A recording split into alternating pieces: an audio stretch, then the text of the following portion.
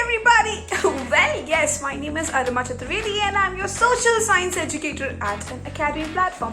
तो ये an academy platform आपको notes के साथ में दे रहा है कुछ live classes, कुछ quizzes and of course the test series.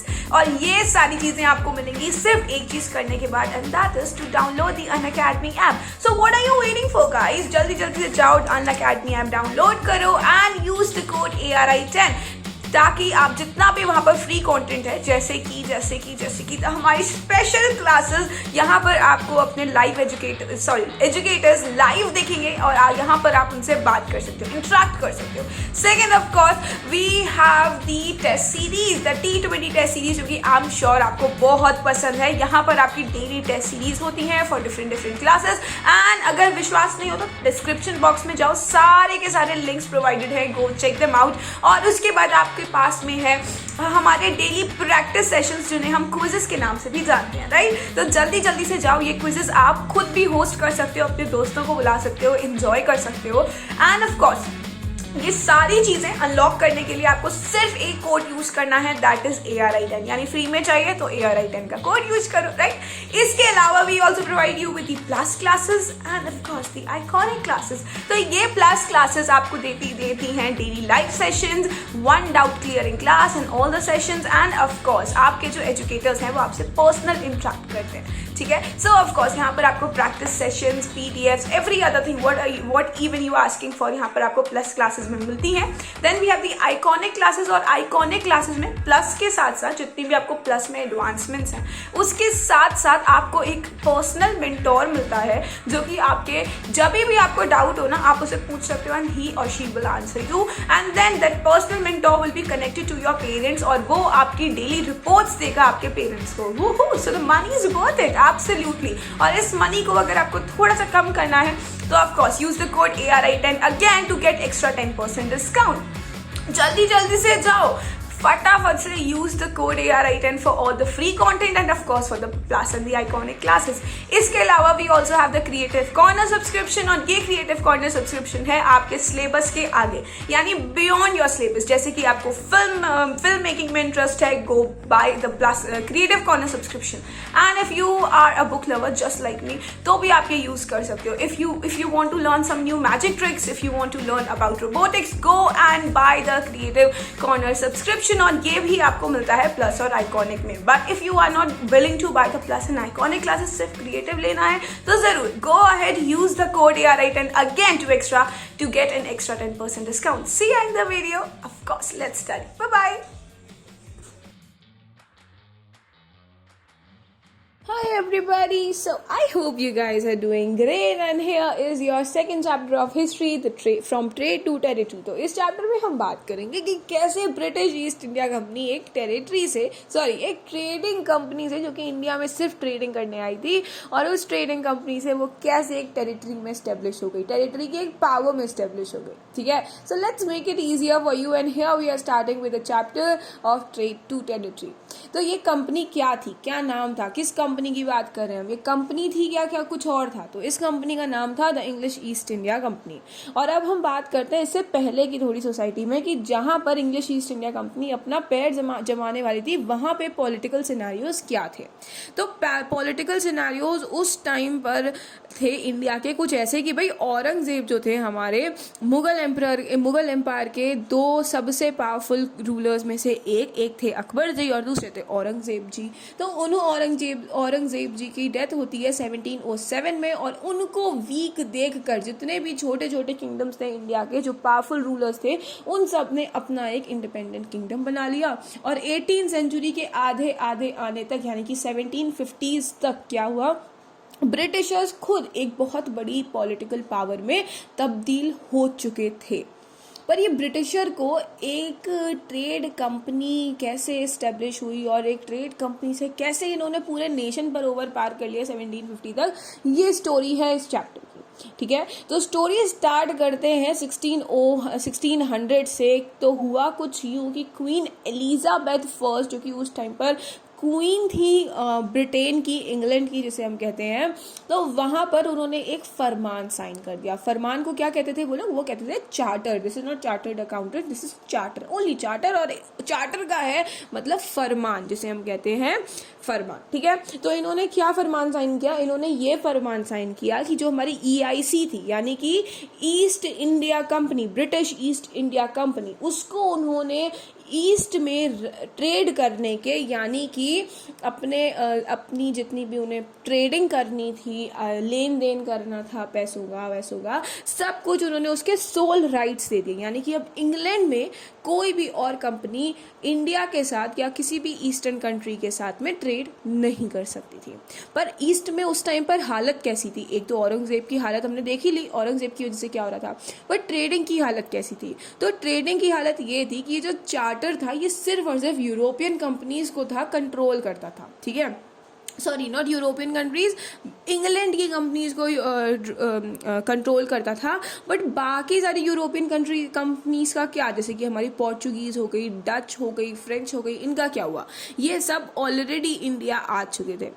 Yes, ये सब ऑलरेडी इंडिया आ चुके थे और इन सब को एक ही चीज़ चाहिए थी, और वो थी fine qualities of cotton and spices, यानी कि मसाले, जो कि इंडिया के बहुत फेमस थे।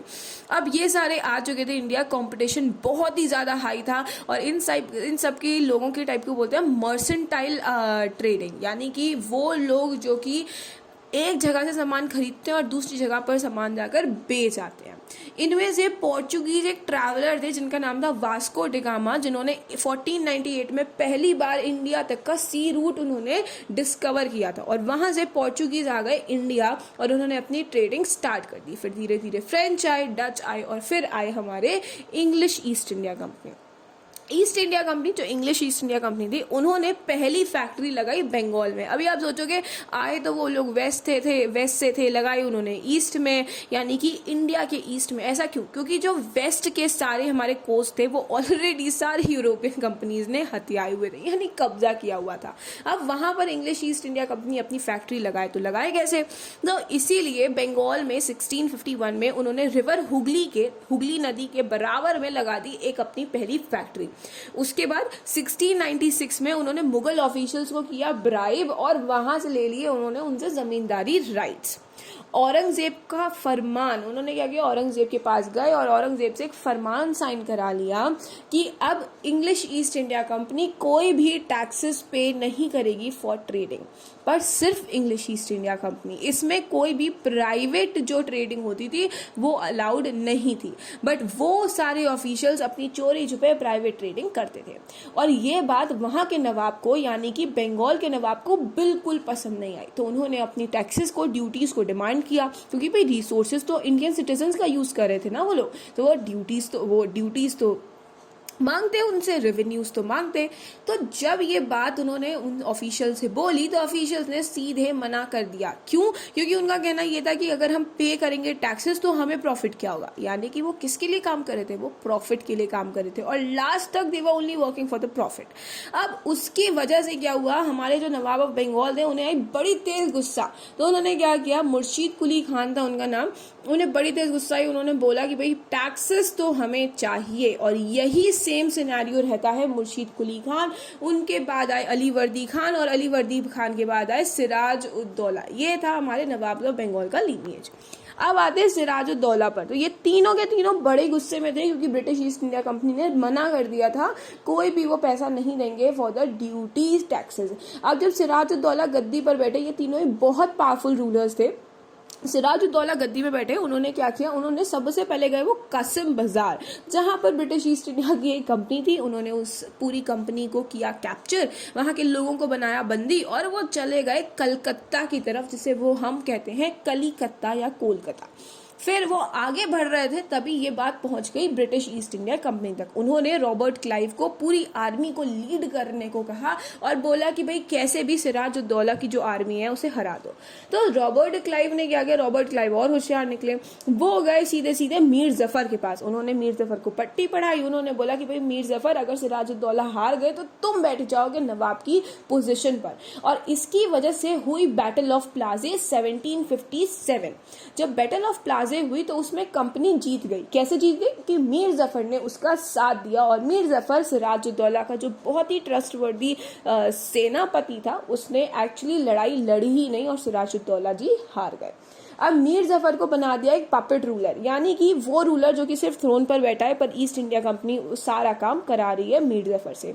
मीर जफर को थोड़ी देर बाद ये बात हजम नहीं हुई और इसलिए मीर जफर ने कर दी कि अब तो मैं पपेट रूलर नहीं बनूंगा, मैं बनूंगा असली नवाब ऑफ बंगाल। जब ये लड़ाई हुई तो उन्होंने क्या किया? मीर कासिम को बिठा दिया। अब मीर कासिम जब बैठ गया तो 1764 में उसने भी ब्रिटिशर्स के अगेंस्ट आवाज उठा दी और हो गई बैटल ऑफ बक्सार इन 1764। जब ये हुई तो ब्रिटिशर्स ने वापस से मीर जफर की हेल्प ली और वापस से गद्दी पे किसे बिठा दिया? मीर जफर को, मीर कासिम को मारकर। यानी कि पहले कौन था? पहले थे सिराजुद्दौला, फिर आए मीर जफर के बाद मीर कासिम और मीर कासिम के बाद मीर जफर वापस से। पहले हुई थी battle of Plassey between Sirajuddaulah and British East India Company in 1757 और उसके बाद हुई बैटल ऑफ बक्सार ऑफ 1764 जहां पर मीर कासिम और थी दूसरी party British East India company. अभी आते हैं हम सबसे और इम्पोर्टेंट पॉइंट्स पर, और वो पॉइंट्स क्या थे? और वो पॉइंट्स ये थे कि भाई 1765 में मुगल एम्परर जो थे उस टाइम पर, उन्होंने सारे दीवानी राइट्स दे दिए हमारे ब्रिटिश ईस्ट इंडिया कंपनी को, क्योंकि उन्हें लगता था ये तो बहुत ही अच्छे लोग हैं। तो ओ नो वाला सिस्टम हो गया वहाँ पे, oh no oh no oh no no no no no. तो अब ये बात हुई कि भाई जैसे दीवानी राइट्स मिल गए, सारे ऑफिशियल नाचने लगे सातवें आसमान पर। उन्होंने बोला कि अब तो यहाँ से पैसा कमा कर ही जाएंगे, और उसमें से एक थे रॉबर्ट क्लाइव। अब ये लोग जब बाहर जाते थे तो इन्हें बोला जाता था नवाब्स एक्चुअली, उस एक्सेंट के साथ जो कि ब्रिटिश ईस्ट इंडिया कंपनी वाले यूज करते थे। तो उस एक्सेंट के साथ उन्हें बोला जाता था नवाब्स, बट वो थे एक्चुअली नवाब्स की कॉपी, यानी कि सेकंड कॉपी ऑफ नवाब्स। ये एक एंग्लो इंडियन टर्म था, उन ऑफिशियल्स के लिए यूज किया जाता था जो कि इंडिया आते थे और वो सारी वेल्थ ले जाकर ब्रिटेन जाकर उसको शो ऑफ करते थे, और इंडियन नवाब्स की तरह रहने की उनकी एक फैंटेसी बन गई थी, क्योंकि भाई नवाब्स की तरह रहना तो मतलब नवाब्स की तरह रहना ही है ना। अब आती है, हमने एक चीज वापस से पढ़ लेते हैं एक बार, कि हमने ट्रेड से बात करी थी। अभी उन्हें जमींदारी राइट्स उन्होंने ब्राइब करके ले लिए, दीवानी राइट्स उन्होंने मुगल एम्परर से साइन करा लिए। अब क्या? अब उन्हें और प्रॉफिट चाहिए था, क्योंकि पैसे की लालच जो होता है ना वो कभी खत्म नहीं होता। तो अब चाहिए उन्हें पैसा पैसा पैसा पैसा। तो सबसे पहला स्टेप जो उन्होंने पैसे के लिए उठाया, that was they appointed the residents. Now what are these residents? Actually residents are those officials जो कि सिर्फ और सिर्फ ब्रिटिश ईस्ट इंडिया कंपनी के इंटरेस्ट में ही बात करते थे। और ये रेसिडेंट्स को ब्रिटिश ईस्ट इंडिया कंपनी ने क्या किया था? ये रेसिडेंट्स को ब्रिटिश ईस्ट इंडिया कंपनी ने बैठा दिया था सारी इंडियन टेरिटरीज पर। I am so sorry, I raised it all. अभी वापस से सही कर देते हैं। हाँ जी, तो भाई उन्होंने क्या किया? रेसिडेंट्स बैठाए। रेसिडेंट्स बैठाने के लिए क्या, ये रेसिडेंट्स बैठाए क्यों थे?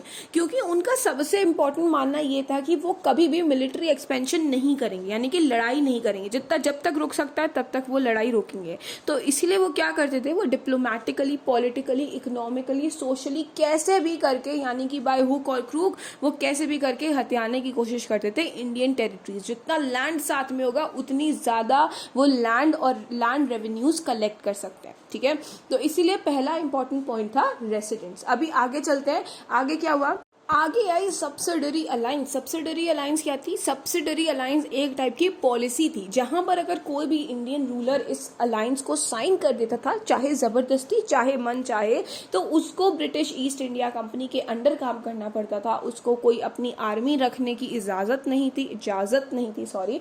तो उसने अपनी कोई आर्मी नहीं रखनी थी, और अगर उसे आर्मी की जरूरत पड़ती तो ब्रिटिश ईस्ट इंडिया कंपनी उसे पूरी की पूरी अपनी आर्मी प्रोवाइड करती।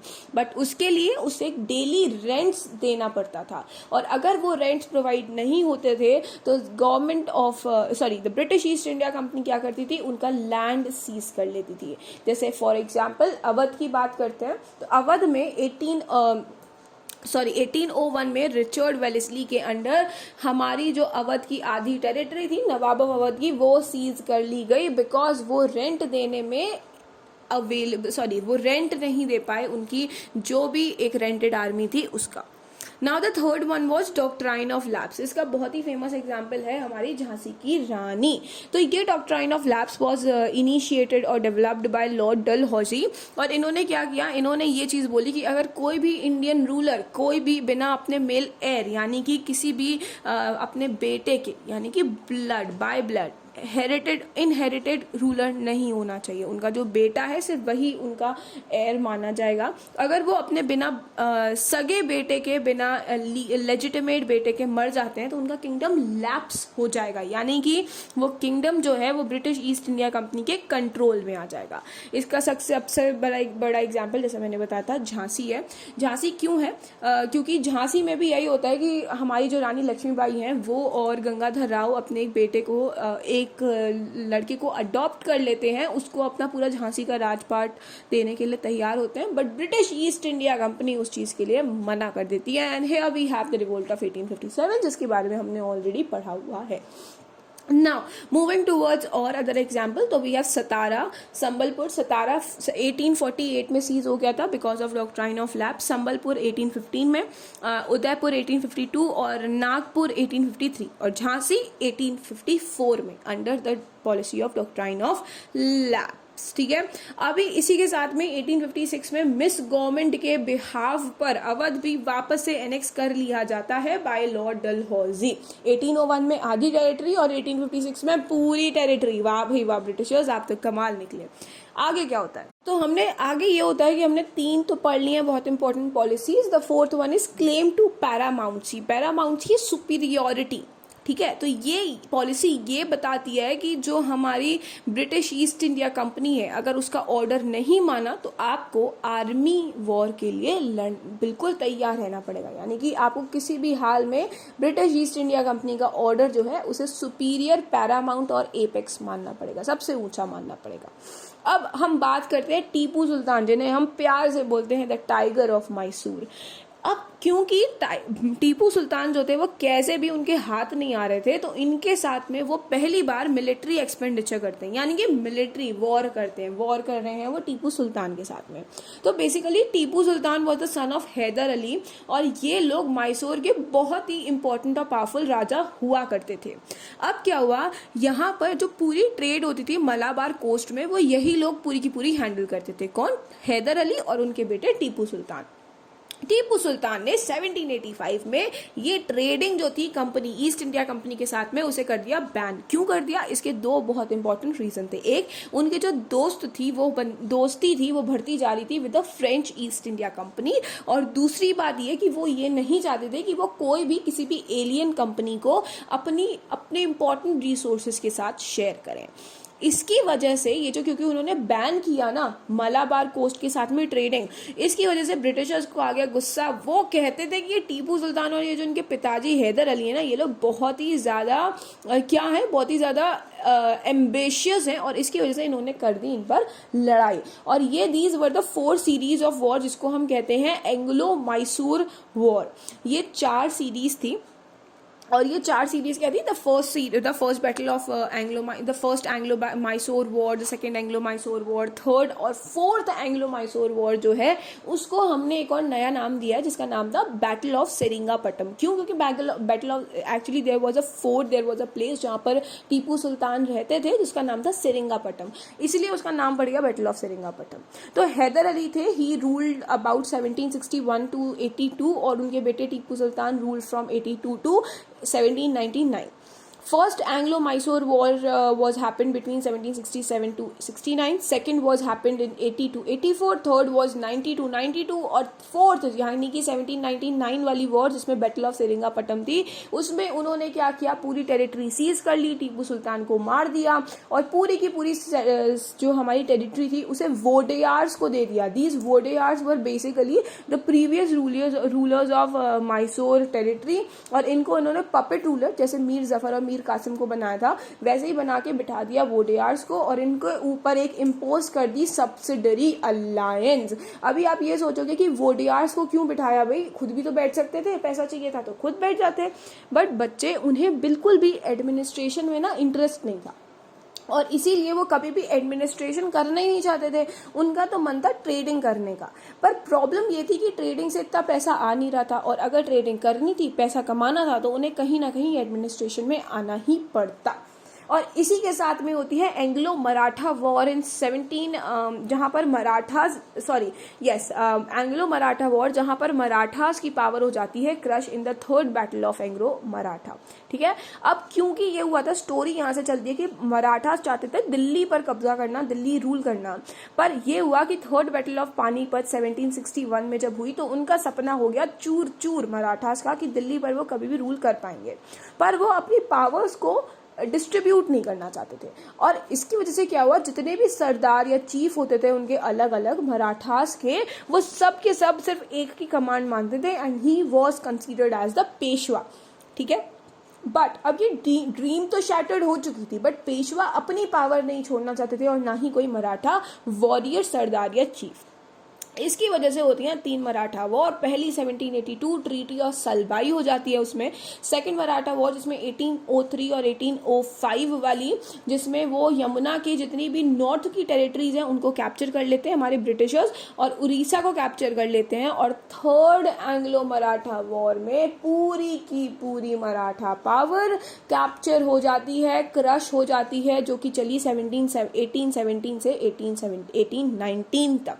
और यहाँ पर जो हमारे पेशवा थे उन्हें बिठूर भेज दिया जाता है, कानपुर के पास में ही है बिठूर बिल्कुल, और उनको पेंशन दी जाती है। अभी कुछ याद आ रहा है, कुछ रिलेट हो रहा है, जब हमने ट्रेड टू टेरिटरी में ये चीज़ पढ़ी कि उन्हें बिठूर भेज दिया जाता है, पेंशन दी जाती है पेशवा को। और वहीं पर जब हमने वो चैप्टर पढ़ा था, कौन सा चैप्टर पढ़ा था भाई, हमने पढ़ा था 1857 वाला रिवोल्ट। तो हमने पढ़ा था कि भाई क्यों लड़ रहे थे टीपू सुल्तान और नाना साहिब, क्योंकि वो ये चाहते थे कि उनके पेशवा, उनके फादर की जैसे उनको भी पूरी पेंशन मिले। पर ब्रिटिश ईस्ट इंडिया कंपनी ने इस चीज़ से ये चीज़ माननी मना कर दी। ओहो हो, पर अभी एक और प्रॉब्लम आ गई यार। क्या प्रॉब्लम है? प्रॉब्लम ये है कि इतना सारा लैंड कैप्चर कर लिया, अब एडमिनिस्ट्रेशन तो करना पड़ेगा ना, कोई और ऑप्शन नहीं है। तो इसीलिए उनका मेन कंसर्न क्या हो गया कि वो अनविलिंगली यहाँ पर एडमिनिस्ट्रेट कर रहे थे, और मेन कंसर्न था उनका प्रॉफिट। तो इसीलिए इसी प्रॉफिट कमाने के चक्कर में वॉरेन हेस्टिंग्स ने क्या किया, 1773 और 1785 तक उन्होंने रूल किया, मतलब गवर्नर जनरल रहे वॉरेन हेस्टिंग्स। तो उन्होंने 3 एडमिनिस्ट्रेशन पॉलिसीज बनाई। पहला क्या किया, उन्होंने जितनी भी इंपॉर्टेंट टेरिटरीज थी, पूरे टेरिटरी को इंपॉर्टेंट प्रेसिडेंसीज में डिवाइड कर दिया। ठीक है, और 3 इंपॉर्टेंट प्रेसिडेंसीज कौन सी थी जल्दी से बताओ मेरे को, फटाफट से इन दी कमेंट सेक्शन में लो। ठीक है, उसके बाद वी हैव 1772 में उन्होंने 2 टाइप की अदालत स्टार्ट कर दी। एक थी क्रिमिनल कोर्ट जिसे हम कहते हैं फौजदारी अदालत, और दूसरी थी सिविल कोर्ट जिसे हम कहते हैं दीवानी अदालत। फिर आता है 1773 में रेगुलेटिंग एक्ट, और इस रेगुलेटिंग एक्ट के चलते उन्होंने एक सुप्रीम कोर्ट अनाउंस कर दिया, और उस कोर्ट का नाम रख दिया Sardar Nizamat Adalat. That was in Calcutta, Kolkata, Kalikata, कुछ भी बोलो, वहां पर सुप्रीम कोर्ट उन्होंने स्टेब्लिश कर दिया। It was the court of appeal. अब इसके साथ में जितनी भी नई पावर्स के सेंटर्स थे, that was the collectorate. Collectorate क्या होता है? Collectorate is actually a office to the collector, जो कि रेवेन्यूज कलेक्ट करता है सारी टेरिटरीज या प्रेसिडेंसीज में। ठीक है, अभी कंपनी की आर्मी के क्या हाल थे, क्योंकि भाई इतनी बड़ी टेरिटरी कैप्चर करी है, लड़ाई पड़ जाते हैं, ऊपर लड़ाई का खतरा भी है, तो इतनी बड़ी आर्मी को कैसे कंट्रोल करे? तो वो क्या करते थे, वो सोल्जर्स लेते थे, और सोल्जर्स लेते थे नॉर्थ ऑफ इंडिया से, जैसे कि हमने 1857 में बात करी थी, रिवोल्ट ऑफ 1857 में बात करी थी, है ना। तो वो सोल्जर्स लेते थे हमारी नॉर्थ ऑफ इंडिया से, और उन्होंने क्या किया, इन्हीं सोल्जर्स को वो कहते थे sepoys. Who are the sepoys? Sepoys are the Indian soldiers specifically. ठीक है, और उनको कैसे ट्रेन करते थे? They use to train it under the European style, same discipline, same drilling, same training, सब कुछ यूरोपियन स्टाइल के साथ में।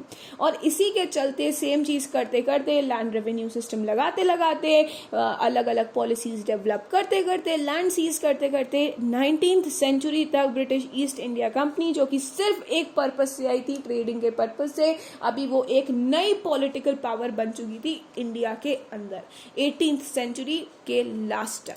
This was a new colonial power of India. So I hope the chapter is all understood. अगर नहीं आया हो तो please go to Unacademy app, learning app वहाँ पर डाउनलोड करो। Follow me on Unacademy app, use the code ARI10 और उसके बाद do watch the videos there ताकि आपको और अच्छे से ये चैप्टर समझ में आए। And of course you can also go to Unacademy class 8th on YouTube, वहाँ पर भी ये चैप्टर हुआ है। Please do watch it and please let me know in the comment section below कि आपको नेक्स्ट चैप्टर के नोट्स कौन से चैप्टर के चाहिए, ठीक है। तब तक के लिए लाइक करते रहो, शेयर करते रहो और सब्सक्राइब करते रहो। Thank you so much guys.